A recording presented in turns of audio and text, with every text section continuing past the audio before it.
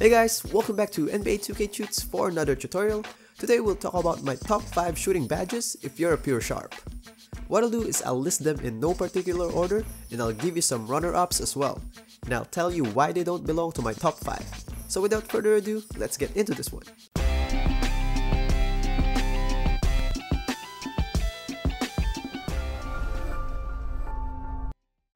So my top 2 criteria will be the actual functionality and how often this badge activates. Because there's some badges that are really good but it doesn't really pop out that much and it doesn't fit how a pure sharp should play. By the way, I use my pure sharp as a Klay Thompson style, running through screens, getting corner threes, shoot off ball as well but not that much, and mostly catch and shoot. First in the top 5, this is not in order, is catch and shoot, which boosts your shot if it's after a pass. This is the most important badge, even play sharps have this on gold at least, and this is the first badge that I focus on. Nothing much to explain here, so we go to the next one, which is quick draw. This one speeds up all our jump shots. Mike Wang said it doesn't matter if it's 2s or 3s, fadeaways or standstills, these badges still take effect even if it doesn't pop out. Now, this is a must on all sharps, play or pure, but some players only want it on gold at max because they said it's too fast for them. But for me, I want my shot to be as fast as possible. It just makes the coverage lesser, and at the end of the day, your shot meter is learnable anyway. You can just practice the quickness of your shot, so I want it on Hall of Fame. Next one is the green machine, which gives you a bonus for consecutive excellent releases. So after you hit a green, your next shot will have a bonus. On my player, I can really feel how easy my second green compared to my first green, so this one really helps. So if you're a pure sharp, it's expected that you have the best chance of greening a shot, stat-wise though, so why not abuse it, right? Next up is the range extender, which extends our range. Now, one of the good things about this badge is it pops out almost every time, so it always boosts our shots. Just in case you're wondering why this one pops out just before the 3-point line, it's because the badge considers that as a deep 2, so it's included.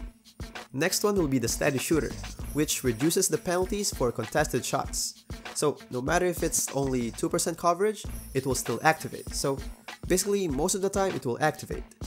Even you run to a good screen, chances are high that your shot will be covered at least 1 to 5%, so it's good to have these on Hall of Fame. Probably 7 out of your 10 shots will be covered. To be more specific how this badge activates, here's a tweet from Mike Wang. He said that steady shooter helps nerf the impact of defenders who are there at the gather and release, which is the case most of the time. Another point here is he said that at the cost of hurting you if you only take open Js. Now, according to 2K Lab, it boosts you for 12%, and the decrease that Mike Wang was talking about is about 5% for open shots. Some players are worried about these 5%, but for me, it doesn't matter much, because given that we're pure sharps, our ratings are so high, and if you took an open shot, there are lots of boost given to you anyway, plus your badges, so this 5% is nothing really. Let's say you have 30 upgrades and you put all these 5 badges on Hall of Fame, so that's 20, and you still have 10 upgrades left. You can just spread those upgrades to these runner-ups according to how you want to play. So you were probably looking for the DEADEYE in top 5, so my reason for not including that is yes, the functionality is really good but it doesn't activate that much. I tried a lot of situations in 5-minute quarter game and it popped out once or twice, so it's not really worth it. For me, max you can give this badge is a bronze. Another thing that I didn't include in the top 5 is the HOTZONE Hunter.